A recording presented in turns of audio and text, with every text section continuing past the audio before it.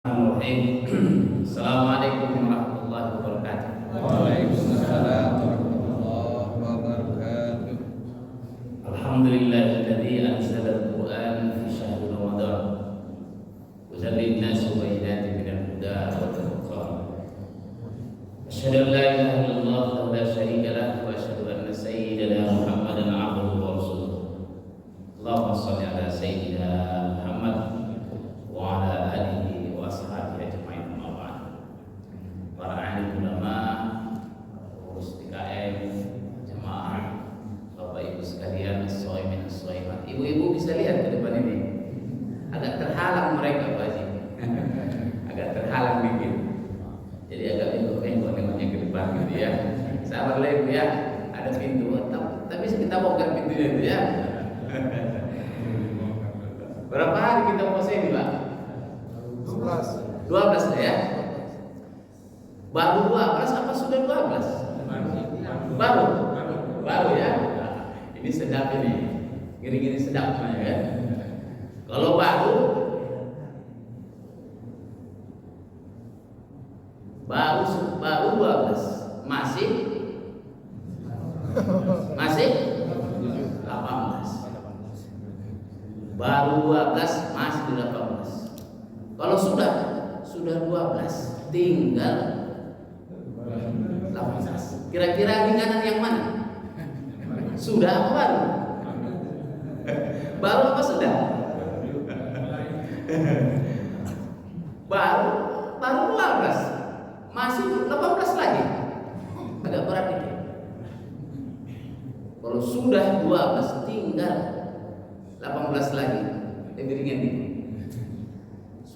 Macam kawan awak kemarin itu Pak, baru 1 hari sudah 1 hari tinggal 29 lagi. Masuk kali kau gitu kan. Kita rasanya lama kali kalau puasa itu kan. Jamnya tengok-tengok aja tuh lama kali jam ini. Mudah-mudahan kita termasuk orang-orang yang menikmati ibadah puasa ini. Bapak ya, bersyukur kita kepada Allah kita masih dapat kesempatan. Berapa kali saya kesini, inilah jamaah paling banyak. Memang berkah dalam Ramadan ini ya Pak ya. Berkah. Kita niatkan Bismillah bi'tikafillah ta'ala sambil kita beriktikaf, taklim. Kalau saya ini kan muridnya Kiai Mulai Kosim. Jadi kalau ilmu benarannya ada dia, gitu ya. Saya kesini aja izin dulu saya tadi malam. Pak Kiai mau izin. Saya bilang saya dipanggil ini. Mainkan aja, kalau perlu lanjutkan sama besok aja udah begitu, sedap bilang kan. Sedap dengar gitu. Baik Bapak Ibu sekalian, saya ingin menyampaikan topik hari ini tentang 2 kesalehan ritual dan kesalehan sosial. Dalam buku yang saya tulis sebenarnya saya bagi 3 Pak kesalehan itu. Ada kesalehan ritual, ada kesalehan sosial, ada kesalehan alam. Jadi kesalehan ritual itu ke atas, hablum minallah. Kesalehan sosial itu di samping. Kita bermasyarakat ya, berkeluarga. Nah, kesalehan alam itu melingkar alam sekitar kita. Dan itu tak bisa dipisah dan tak boleh dipisah. Ke atas, ke samping, ke sekitar. Itulah kesalehan. Nah, kesalehan alam itu kita gabungkan dulu malam ini dengan kesalehan sosial biar agak singkat. Ini kan waktunya cuma 30 menit. Begitu bunyi suruk, wassalam. Jadi kita mengaji sambil menunggu waktu suruk aja. Baik Bapak Ibu sekalian, ada 4 macam orang Islam ini dalam masalah ibadah ini. Yang pertama, buruk ritualnya, buruk sosialnya. Nah, ini pula. Jadi yang pertama itu adalah buruk ritual, buruk sosial. Udah macam apa lah manusia ini kan? Manusia macam apa lagi? Buruk ritual, buruk sosial. Ke atasnya buruk, ke sampingnya buruk. Sholat indah, puasa indah, bayar zakat indah, haji indah, sama tetangga berantem, anak istri diabaikan, tidak mau menolong orang susah. Lantas apa lagi gunanya orang macam ini? Apalagi gunanya kan gitu Pak. Dan inilah yang disebut dengan orang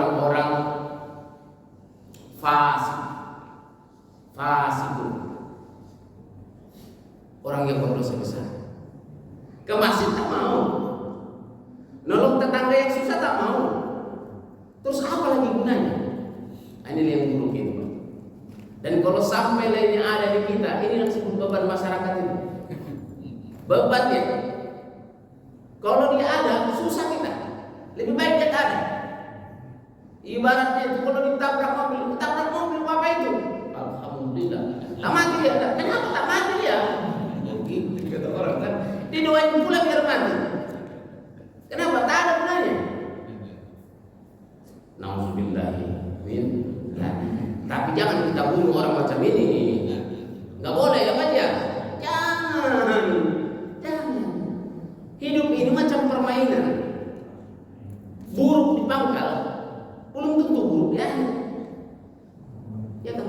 Buruk di awal, belum tentu buruk di akhir. Jadi kalau hari ini ada saudara kita, tetangga kita macam ini, sholat tak mau, puasa tak mau, menolong orang tak mau, udah mati aja lah. Ya. Tugas kita mengajak dia dan kita doakan. Mari kita tanya waktu ceramah di Jakarta, perkantoran, Ustaz, cuman lah caranya biar suamiku mau diajak ke masjid? Tak mau dia ke masjid.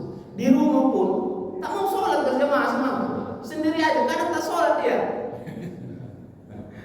Udahlah, doakan saja dia. Ya kan Pak? Kita doakan, kita ajak dia, kita bujuk dia. Pokoknya jangan sampai kita judge bahwa dia itu masuk neraka. Kalau kau ini ku tengok, perilaku kau ini udah calon penghuni neraka lah kau. Tengok aku, calon penghuni surga. Boleh tidak Pak? Tak boleh lah. Permainan belum selesai.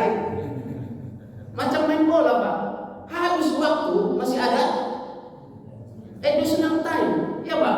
Masih ada penambahan waktu 5 menit. Bisa nggak terjadi perubahan di situ Pak? Oh tinggal 1 menit, gol pula. Sakit kan orang? Alamak, dari tadi kita menang 2-1 bos. Macam dulu timnas kita kemarin itu udah sujud syukur duluan Indra Sakti. Main sama siapa dulu itu Pak?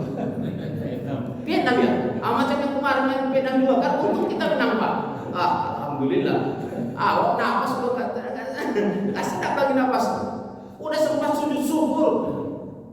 Ternyata waktu belum selesai. Menit terakhir boleh Pak? Alamak sakitnya di sini Pak. Alamak sedihnya. Makanya Bapak Ibu sekalian, kita semua ini seperti bulan Ramadan macam ini, kalaupun kita menengok adalah yang buruk perilakunya, jangan kita menilainya bahwa dia lebih buruk dari kita. Kita justru berdoa, ya Allah, bimbinglah dia supaya dia kembali di jalan yang benar, dan buatlah aku ya Allah supaya istiqomah ini. Ya Pak ya. Mudah-mudahan kita yang hadir di masjid subuh hari ini istiqomah lah. Amin. Dan jangan menganggap yang tak subuh ke masjid hari ini nih calon penghuni neraka. Entar dulu, permainan belum selesai, masih panjang. Mana tahu besok berubah? Kan hati kita ini kan berubah-ubah Pak. Yazid wa yanqus, iman kita ini berubah-ubah. Kadang naik iman itu, kadang turun. Makanya kita doakan istiqomah. Ya Allah, sabit qulubana, mantapkan hati kami ya Allah ala taati, kepada taat kepada. Karena kalau tak dimantapkan hati kita berubah besok. Tahu-tahu kita malas ke masjid, kawan tuh rajin. Diajaknya, Pak Haji, masjid kita. Udah kau aja yang berangkat, aku udah lama kali di masjid. Wah, makin lama kita taat ini, makin buruk pula. Nah, jadi yang pertama ini Pak, kelemahannya adalah buruk ritual, buruk sosial. Inilah orang Islam yang paling buruk, inilah taat kepada Allah tidak, kepada masyarakatnya pun tak baik. Mudah-mudahan kalau ada di antara kita, saudara kita, kaum kerabat kita, mudah-mudahan Allah berikan petunjuknya sehingga bisa memperbaiki diri. Amin. Ya Rabbal